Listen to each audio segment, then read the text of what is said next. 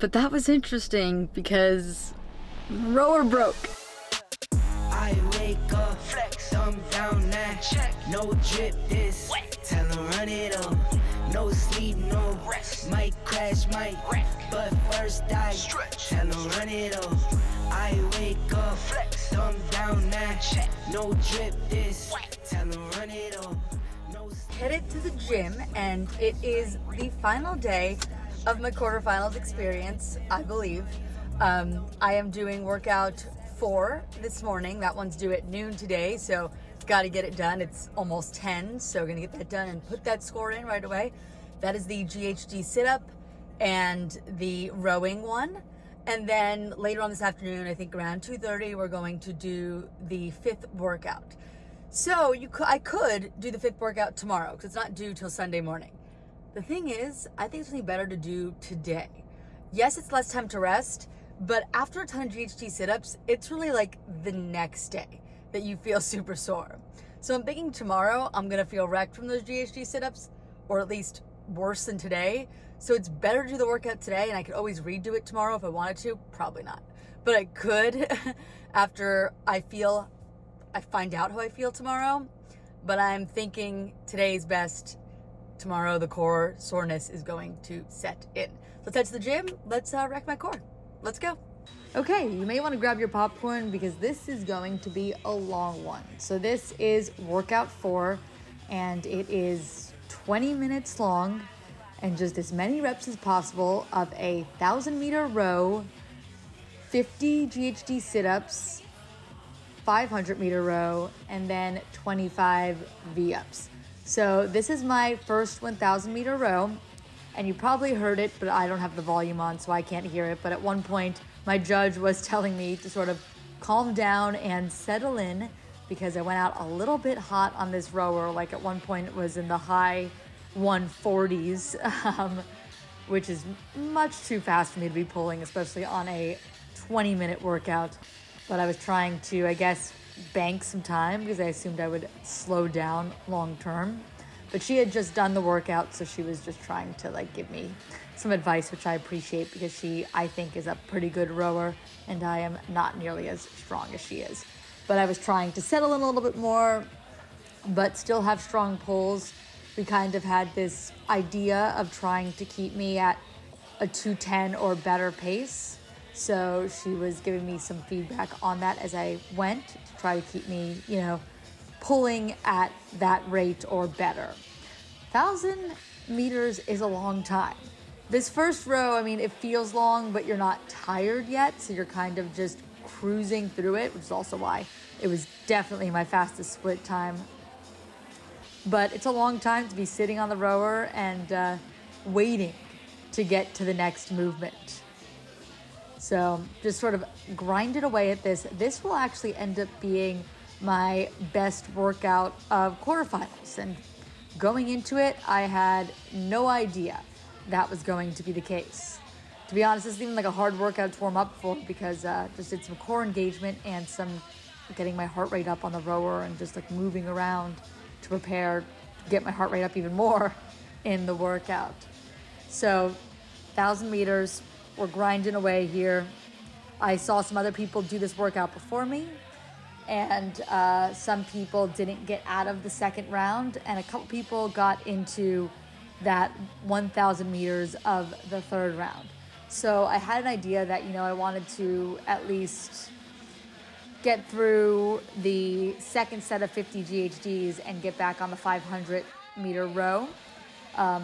We'll see how I end up doing. Don't want to spoil it for you as you're watching this, but that was the thought process I had in mind. Also, this workout becomes chaos, so you can wait for that, but that is 10 plus minutes away, so we're not quite there yet. This part of the workout, we're just kind of smoothly moving through at this point. So we have the GHDs set up. I think you can see those over there. We have a couple that are set up for women's height, a couple set up for the men's height. I, of course, have one of the shorter women's height ones. And just looking to get on there right now and get as many reps as I can. And my goal going into the GHD was to at least do the first set of the 50 hopefully unbroken. Of course, we're gonna see how I felt when I actually got there, but that was the hope because I had done a workout in quarterfinals prep that had 50 GHDs in it, and I did do that first set unbroken, but it was the first movement of that workout where this is actually starting with the row, so it's a little bit of a different stimulus, but my hope was to do it unbroken or close to unbroken because the GHDs was where I was planning on making my money because I'm not a super strong rower. And I do think if you haven't done this workout and you're thinking about doing this workout, it is more of a GHD than a rowing workout because there's only so much room you can make up on the row, and you can, I believe, make up more time on the GHD if you can stick with them. So now I'm hopping on those GHD. My judge made sure to tell me to touch the pads on the bottom first because I always forget to touch that pad, not just fall back right away. So just grinding through these GHDs, trying to move as smoothly as possible. That pad was actually a little bit hard for me to touch. It wasn't so much how far down it was, like at the distance. It was that it was behind the GHD a little bit, so it felt like it was a little bit far away. I almost wanted to reach for the floor in front of the pad. But I did hit the pad each time, made sure my fingers grazed it, trying to make it easy on my judge to judge the workout. I always try to do that the best I can because you don't want to make the judge have to give you a no rep if you don't have to. Sometimes people try to cut it really close and, are getting lots of no reps. I personally try not to do that. So I was grinding through these, and the last time I posted a GHD workout, I had some people suggest how to be a little bit less dizzy on them. So I was trying to implement some of those ideas. I do close my eyes during the GHD, and I stuck with that. I saw someone else do this workout after me, and they had their eyes open, and they were like spotting the ground. And to me, that sounds like that would be super disorienting and super dizzying. So I just sort of go by proprioception, just like sort of knowing that the ground is there, the pads are there. You reach far enough your back, you're gonna hit that ground. If you reach far enough forward, you're gonna hit the pads. And it didn't fail me. So I stuck with my eyes closed, but I tried to tuck my chin a little bit more so that my head didn't bobble as much. I don't know how much of a difference it made, but I did manage to get through them unbroken. And yeah, pretty fast, as you can see, getting back onto that rower for the 500. And I believe I stay, and you might be able to hear it, that like my world is spinning. So I definitely was still a little bit dizzy. I've had issues with my head aching in the past after doing a bunch of GHDs. I definitely didn't feel a headache actually during or after the workout, but I did feel in this 500 meters a little bit like dizzy, and the world was sort of spinning. But you just got to keep pulling and keep grinding through it because the clock's not going to stop ticking. And once you're in it, like, you don't want to do this again, right? Like, you don't want to stop. You don't want to think you could have done better. So just kept on pulling through. The 500 meters definitely feels shorter than the 1,000. I mean, obviously that is how it is, but it feels substantially faster. Like, I'm just catching my breath and getting my orientation back from the GHDs on this rower. And by the time I do that, I am getting off for the next movement, which is those 25 V-ups.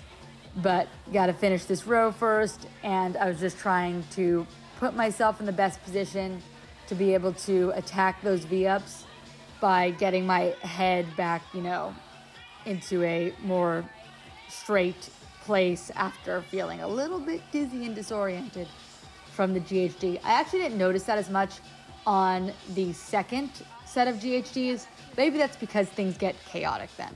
Maybe I just didn't have time to notice it.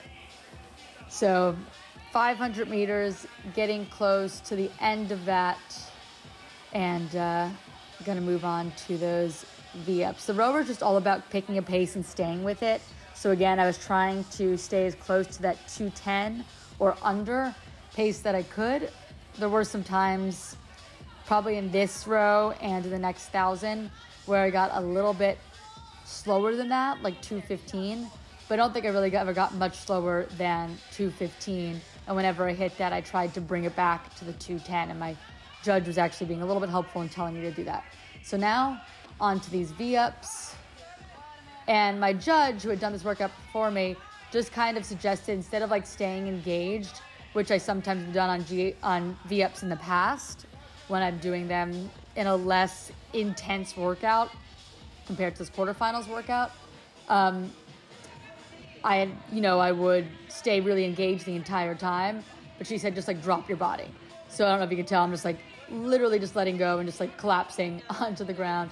And I'm trying to shake out my core a little bit because things were hurting. And just making sure my feet are over my head and I am touching my foot. I did try to touch closer to the toe area, but technically it said foot. So, I mean, I guess that, I don't know what that means. Could be heels, could be, is your heel part of your foot? I would imagine, right? Top of the foot. There I am again trying to like disengage my core a little bit because things were burning. And then it just like you roll over and climb back onto the rower, which I think I've seen some other people do this workout now, and that's what you see, people just roll over and hop on the rower. Looks like you're having, you're struggling more than you probably are. You're just trying to keep those transitions as fast as possible. Those V-ups are definitely much harder than any V-ups I've done before, but I've never went straight from a GHD sit-up into a V-up. And there's a small break, but basically I've never done those two things in the same day. So it is a different stimulus. I did find this workout fun though.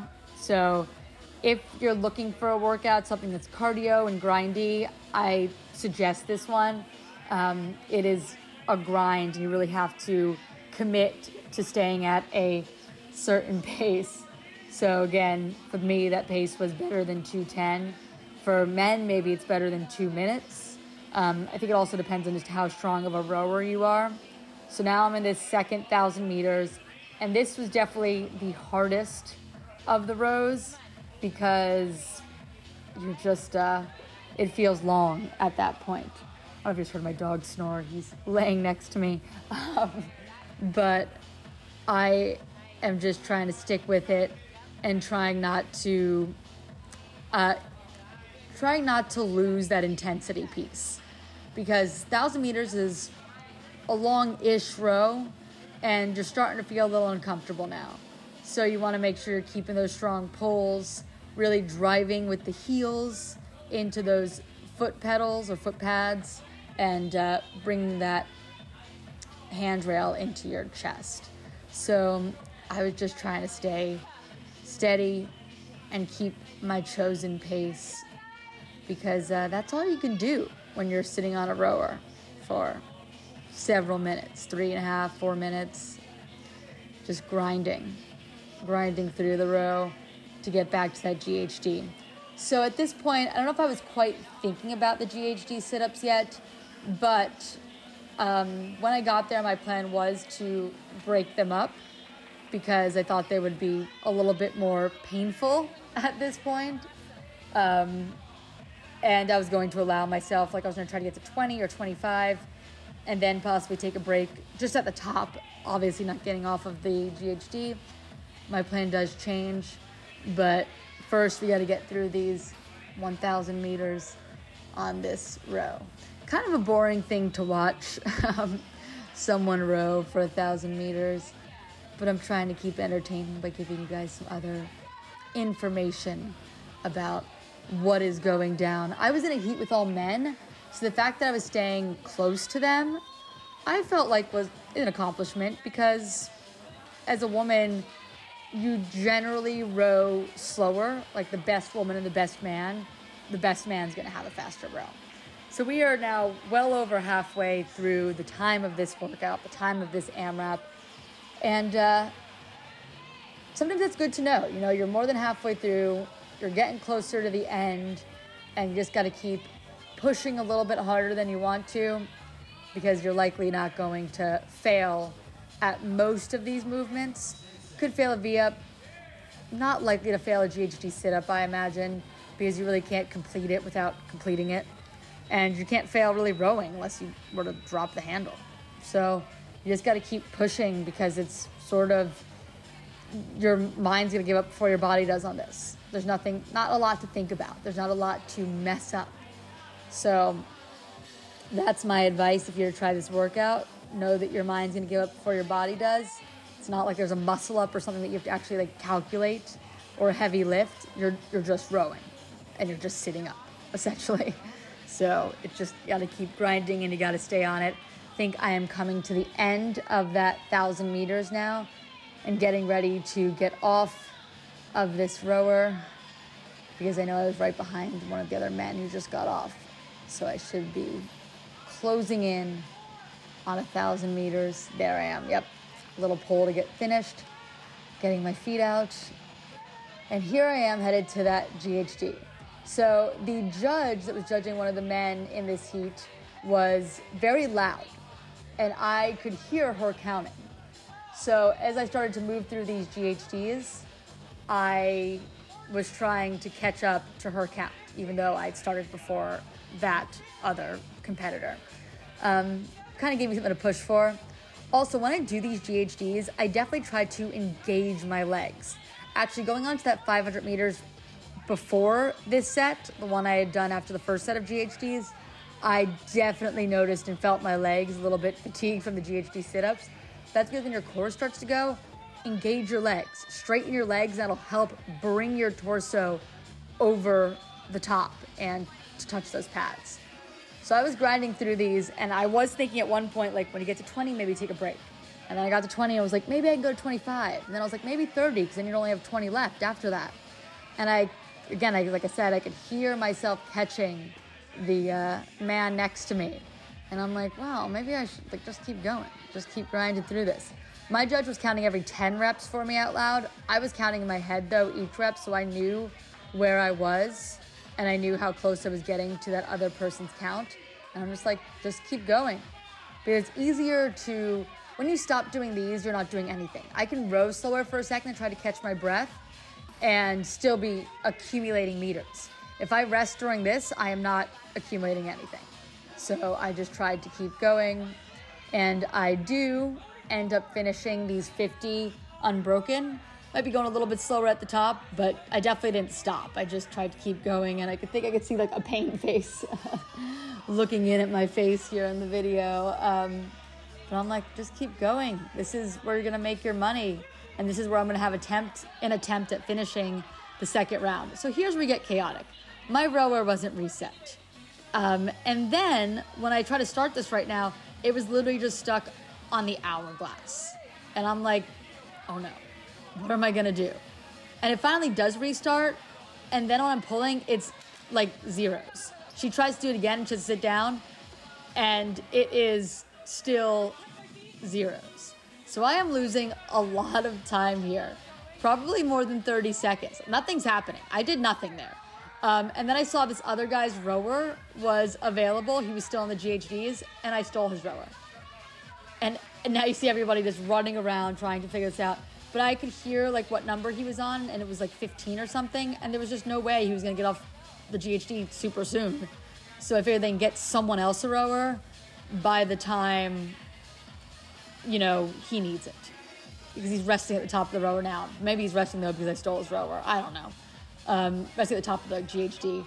Anyway, you can see me there. I'll probably try to zoom in so you can see me a little bit better, but I am way in the back now, just trying to make up for lost time. And I was definitely rowing this row faster than I had rowed the previous row, the previous 500 and the previous 1,000.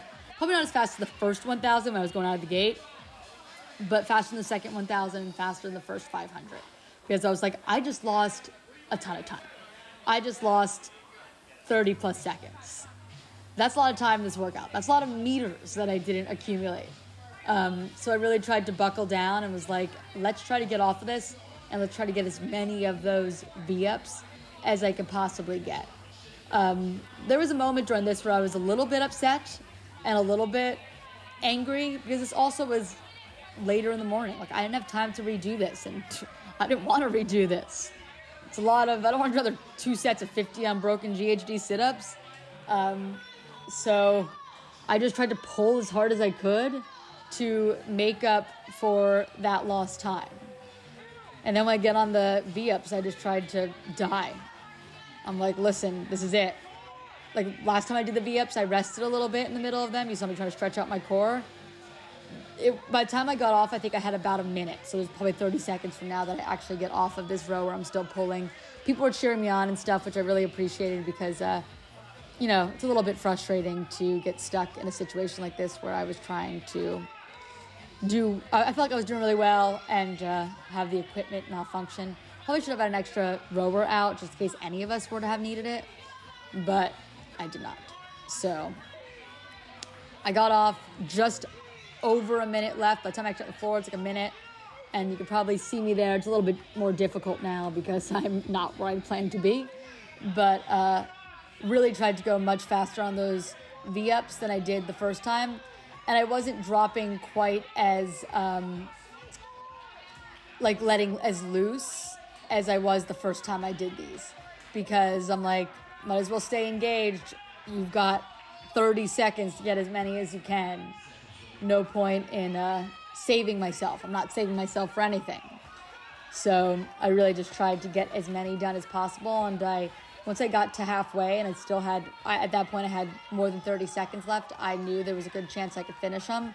So I just kept grinding. And here I am with 13 seconds left trying to get on the rower. I didn't even lock my feet in because there was no point. Also, my feet, I tried to move one of the foot things and I moved one a couple to put like at the 3, and the other one was at 6, so my feet were at different things. But I did end up getting 55 meters. So, you know, I was happy with that under the circumstances and happy with how I did on that workout despite, you know, having an equipment malfunction. Gonna head home for a little bit, eat something, then come back and do that final workout. But that was interesting because my rower broke and I feel like I adjusted as well as I could to it.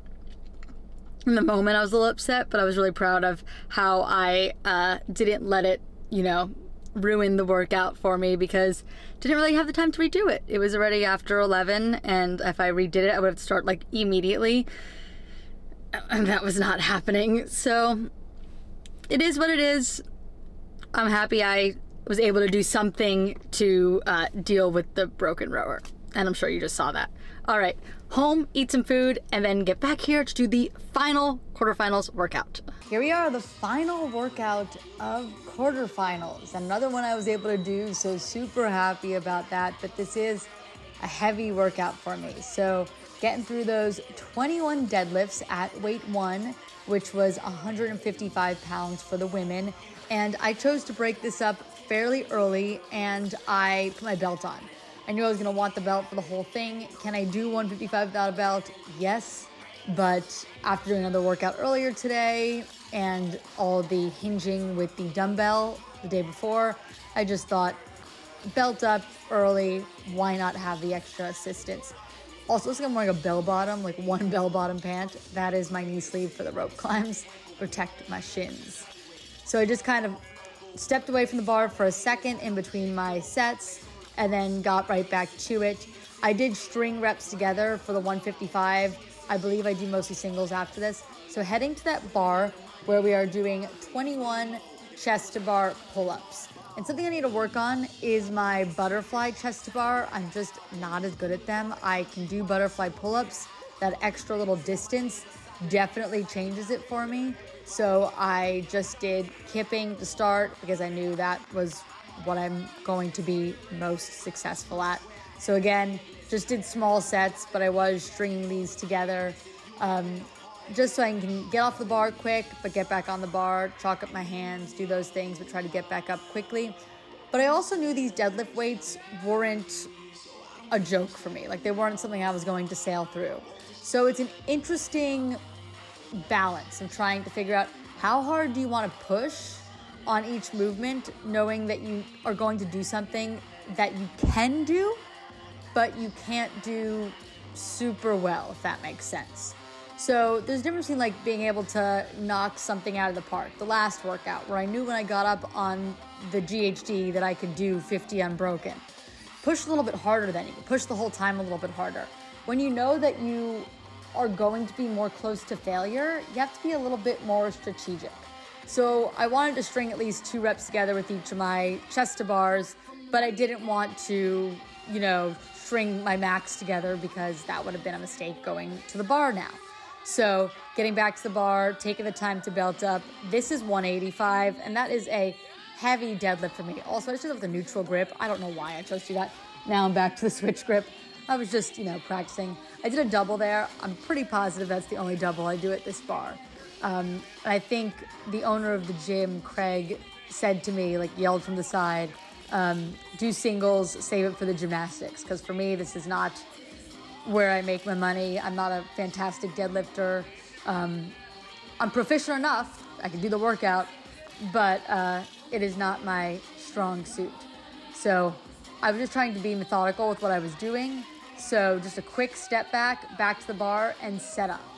So I do this in a lot of things. I take a step back and for a second, then I step back to the bar and go. It sort of gives me a rest, but it's a strategic rest. It's not like I'm walking around, looking around. Some people sit down. I'm not doing any of that. I'm trying to keep it very methodical. You step back, you step forward, you take the same number of steps each time, you get back to the bar, and you do it again. So you have a planned rest, but it's not becoming insanely long. So it is 15 reps at this 185. I rarely use this heavy of a weight in workouts, occasionally, but usually it's more like a 155 bar. So I was happy to be able to chip away at this, and I felt like I wasn't spending a lot of time in between the reps, even though I was doing singles. So now we're moving over to those bar muscle-ups. Of course, taking off the weight belt for that. I had people change my weights, which I appreciate. And I was worried about these because I haven't done a ton of volume bar muscle-ups. I've been doing a lot of our class workouts the last couple months, and we do them sometimes in class, but it's a more challenging movement for the general population, so we don't do as many, and usually not 15 in a row. Like the last time I did this volume of bar muscle-ups was probably the open workout last year that had bar muscle-ups in it, 22.3. So not recently have I done 15. I've done 15 in a workout, but not 15 consecutive reps. It's a little bit of a different stimulus.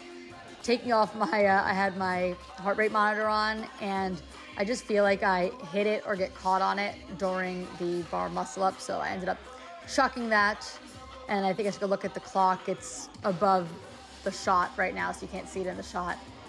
Just get an idea of where I'm at. It felt slow. I do end up finishing this workout, so it wasn't nearly as slow as it felt in the moment. When you're chipping away and you're doing singles, sometimes it just feels like you're taking a lot of time. Oh, I failed this rep. The thing is, I didn't commit to that rep. Those 2 people walked by. They were not within like actual reach of me hitting them, but in the moment, you just feel a little bit claustrophobic. And then I was able to get my next one, but it was a little bit of a struggle. I think they actually start to get better soon. I take a little bit of a walk. Again, this little walking rest thing I do when I'm doing more challenging movements. And I think I'm able to come back and be a little bit more aggressive with my kip and methodical in my approach to it. So talking up, taking another look at that clock, just trying to get an idea of where I am. So coming up with that 6-minute mark, and it's a 15-minute time cap. So I know I still kind of have a lot of time. And just after I finish these 15, you just have those 9 deadlifts and then 9 rope climbs. 9 rope climbs are it's a time-consuming movement. But looking at the time and knowing I wasn't even halfway through the workout yet, I was like, there's a chance. There's a chance I can get through this depending on how I start to feel. This workout ends up being much grippier than I realized. And when you think about it, you got the deadlift, that's your grip. You've got chest to bars, you're holding on to the bar. You got bar muscle ups and you got rope climbs. It makes sense that it's grippy. I just think I was looking at other things like the weight and the technical aspect of it, and was realizing less that it also is going to be very grip fatiguing. So if you haven't done this workout, looking to try some of the quarterfinals workouts, you might want to just think about managing your grip, because it's going to be a lot, especially when you get to those rope climbs. Your forearms are going to be screaming. chipping away at these, and it's starting to look a little bit better. I'm getting closer to finishing them up. We're getting closer to about halfway through the time cap, but if you think about it, we're well through halfway of the reps. But the reps in this workout do get progressively more challenging. Heavier weights, longer, more challenging movements. Chalking up my hands, getting ready for another rep, trying to make sure I make these count because you don't want to waste time with a fail. And that was a pretty good rep. And that was it. That was my last one. Grabbing that belt. And this is 205. So approaching this bar, heavy deadlift for me, and definitely knew that this one was going to be singles from the get-go. There was never a thought of stringing any of these together.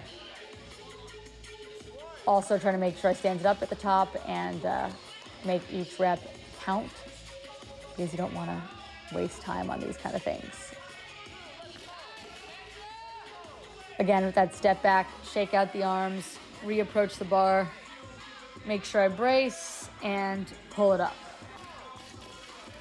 So we're getting a little bit farther into that time cap, but just still trying to grind away, looking at the clock, trying to see where I am, shaking out the arms. I don't think I realized in the moment that I was shaking out my arms, but it's probably because my arms are starting to be a little bit fatigued and hurt. But watching it back, each time I'm shaking out my arms. Probably was a smart move before we have all these rope climbs, but I don't think I, in the moment, even realized I was doing that to try and recover a little bit for the next big pull. I feel like my step backs are I'm taking more steps back each time, just trying to give myself another second to rest with this heavy bar. But I also know I need to give myself the best chance of getting in 9 rope climbs. And the longer I take here, the less time I have to do those 9 rope climbs. That was the last rep. Heading to my rope. So I had set up this workout kind of quickly. I didn't realize we were going to go so quickly, and we only had 2 heats for this because a lot of people had done this workout earlier in the week. So I set up my camera quickly. I cut off the top of this rope. We're just gotta trust that the judge who's watching me is making sure I'm at the top of that. So these first couple rope climbs weren't super bad. They felt okay, and I was like, oh, maybe it's not that bad. I've got 5 minutes left. I could probably finish 9. That's like 2 a minute. But they start to change. The first couple are okay, and as I go, they become more of a challenge. Also trying to make sure I keep my arms long so that I'm not choking up and like bending them, causing, more strain on my arms. And also trying not to pull and climb any higher than I have to. Just reach for that tape. There's a tape mark up there. You can't see it, but there's a tape mark.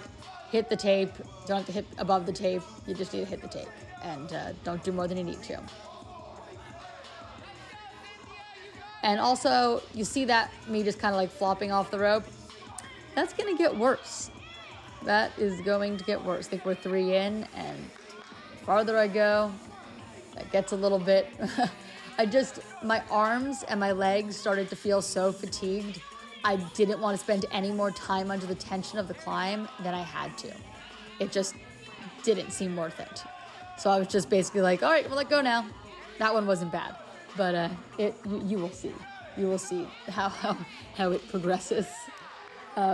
Chalking up, trying to give myself a second just to catch my breath a little bit, just to make sure I'm going to make each of these reps because you don't want to fail a rope climb. But as I started to progress into these, I think maybe starting with this rep, like 4, 5, 6, my whole body was shaking.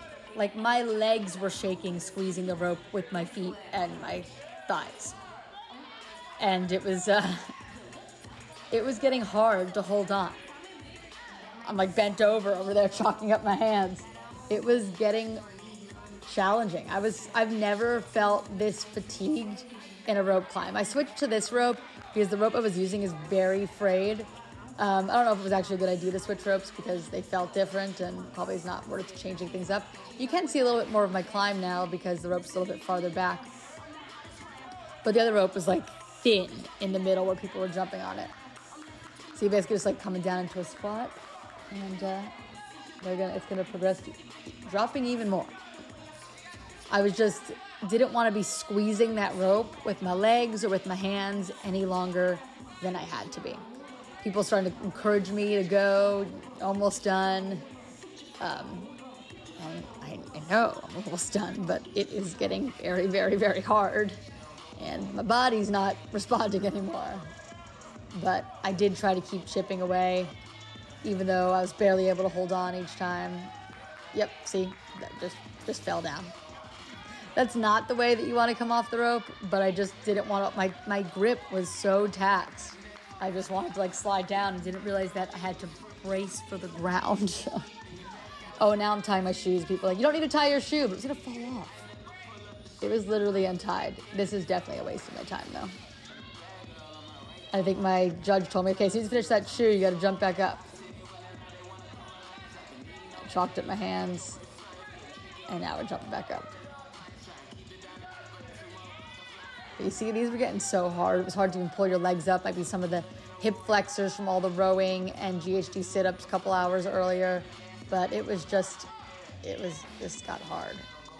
I'm sure I come down hard here too. Yep, just gonna sit on my butt. Just gonna sit down, just gonna come down and sit down. I think I had one more left now. Chalking up my hands, people are encouraging me to go. Oh, watching it back, you're like, why aren't you going back? Like, going yet, go, do another one. But in the moment, like, you're fatigued. My everything was fatigued. We get to the top of this rope. last rep of quarterfinals. And then I'm done. It was hard. I felt like I was reaching for this one. I was like barely, my hands were just done. Now here I come again, just down. And that was it. Quarterfinals is over, but I finished that workout under the time cap, which I was really happy about because it's hard to finish quarterfinals workouts under the time cap. And that was the end of the season. Pretty happy with that. Now it's to the off season, and it is the next day and I am feeling a little bit sore, but not as sore as I was worried I was gonna feel after all of those crazy workouts. My core is a little sore. I would actually say my back is a little bit more sore than my core, which could also be from the GHD sit-ups. I was feeling it a tiny bit from that heavy dumbbell, and then the heavy deadlifts probably didn't help things. But overall, not super bad. Part of it is probably because there were 2 workouts that I couldn't really do much of. So, you know, it is what it is. I'm gonna put my scores up here so you can take a look at them, but I have them on my phone, so I'm going to go over them. The first workout, unfortunately, I couldn't put a score in, even though I did attempt the workout. You couldn't put in a score of a 0, so it just says not submitted and there's nothing there, but really, I mean, I feel like a 0 is different than that because a 0 means I actually attempted the workout and I had a judge watch me fail for all of that time, but it is what it is. So it was a weird way to start quarterfinals. Second workout was my second worst workout, which was a little bit surprising because the third workout I only did 5 burpees in, and somehow that was better. The second workout was the one with the jump rope and the crossovers. I had only attempted that movement, I think, twice prior to this competition. I had thrown them in some warm-ups and didn't have a ton of success with them, just kind of moved on from it. So I didn't know I would need them in this competition. So I did do a little over 100 of them in the workout, but I didn't have them the way some other people did, and was my second worst workout. The third workout was literally, I did 5 burpee box jump overs for a tie break time. And I did that twice to see if I could shave a second off, and I did. So I did it in 15 seconds the first time and 14 seconds the second time. I guess some other people that got stuck at that same tie break score didn't race it, so they ended up with a worse tie break than me, and that actually ended up not being well, it should have probably been my second worst workout, but a workout I actually did for the whole time ended up being my second worst workout. Who would have thought? And then the workouts that I did in this video both turned out to be my 2 best workouts of quarterfinals. The fourth workout, the workout where my rower broke and I lost like 40 seconds or 30 seconds of time. ended up being my best workout. Probably could have been even better if I had those extra couple seconds of rowing, but I'm still really happy about how I recovered on that and didn't, you know, get super upset and just dealt with the situation and got through it. And then my second best workout was workout 5, which I didn't think I was gonna finish going into it, or probably in the middle of it, but when I got to that rope, I'm like, oh my God, there's a chance. But then I was almost dying on those rope climbs, as you just saw. But somehow ended up being my second best workout, and I finished it, so I was super happy with that. Overall, I mean, I'm happy with quarterfinals. It's definitely a lot less pressure for me than the open, because with the open, I am trying to get to quarterfinals. Quarterfinals, I'm not trying to go anywhere beyond quarterfinals, so it's kind of a little bit more fun, and although it sucked I couldn't start that first workout, I mean, it wasn't the end of the world. Or if it was an open workout that I couldn't start, I would likely be a lot more upset and disappointed by it. So anyway, it was fun. Coming up, I think we have a team that is trying to push to get to semifinals, so maybe I can document some of that. We'll see, it depends on when they're doing the workouts and if they mind having my camera there, so subscribe to see if that happens. I also hope to get to the West semifinals, so that might be coming up, and probably the games again this year because I try to go every year, and last year I made a ton of content there, so that would be my plan again this year. So subscribe if you want to see that, like this video if you had a good time, and I will see you in the next one. Bye.